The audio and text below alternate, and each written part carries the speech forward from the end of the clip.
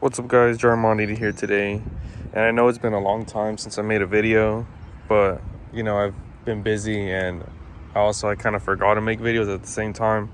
So this is going to be a quick video, and today I'm going to be introducing you guys my new car. By the time of the video you already know what it is, but here it is. It's a F80 M3. I got this car back in late March, but I was like, oh, I'm going to have the car for a little bit, enjoy it, and then I'll make a video. And then things went on and I was busy with school and finals, and then I finally graduated, so I got a lot more free time now. But yeah, here it is. It's show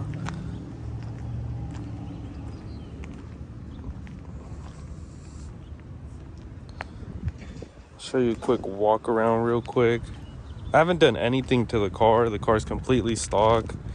It's so stock that I even got it with the bald ass tires that the dealership gave them to me with.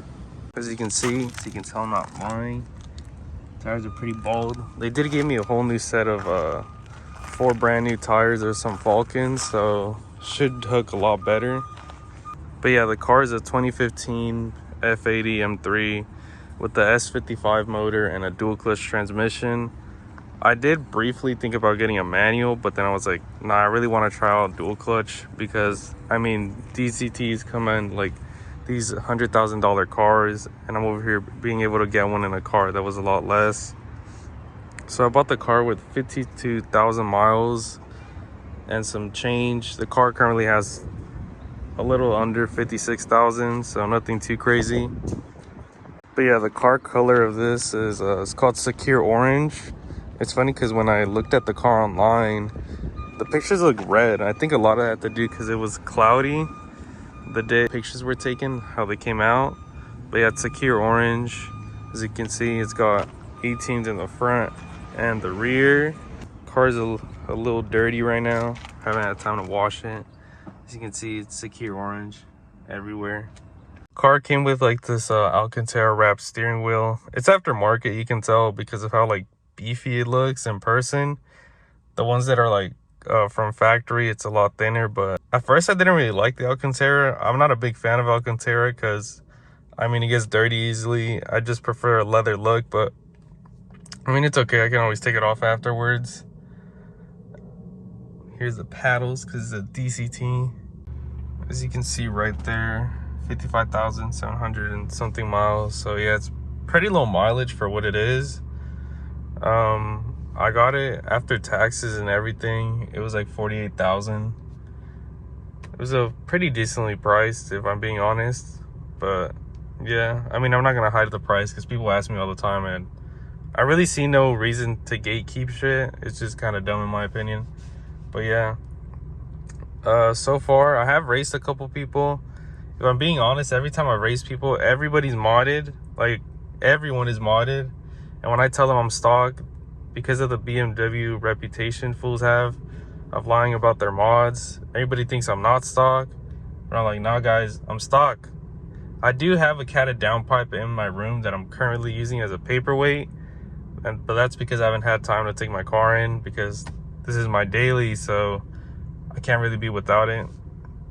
Oh, speaking of that, I still have the Mustang. That is not going anywhere. Originally the plan was to boost that car by my graduation, which was like late May, but I ended up getting this, so I'm out of money. But either way, I still have both cars. I don't plan on getting rid of the Mustang at all. I'm gonna try to enjoy this car for like probably like a year or two, then maybe I could trade it in for like a G80, but that's in the future. The plans for this car, probably just gonna go with like an OTS map and the catted downpipe. You might be asking why I'm going catted and not catless. Well, I don't want to deal with the smell, and I don't want to deal with like the raspy noise of it. If I'm being honest, I don't really like the sound of the S55 motor. I mean, it's grown on me, but coming from a V8 to like an inline 6, or at least this specific motor, it's not that nice. But I mean, I've learned to deal with it. This car is pretty comfy when I think about it. I have driven this car. The most I've driven it was like 2 hours, and it's very comfortable. The only thing is you do need to adjust like the bolstering and all that, and it'll be comfortable for you. The seats are a little on the aggressive side, but like I said, if you just adjust the bolstering, it'll be just fine. which is actually really good for people that take their car around the track, so around turns and all that. So you can easily just change it from a more aggressive style to something comfortable for long road trips. This car does get pretty good gas mileage.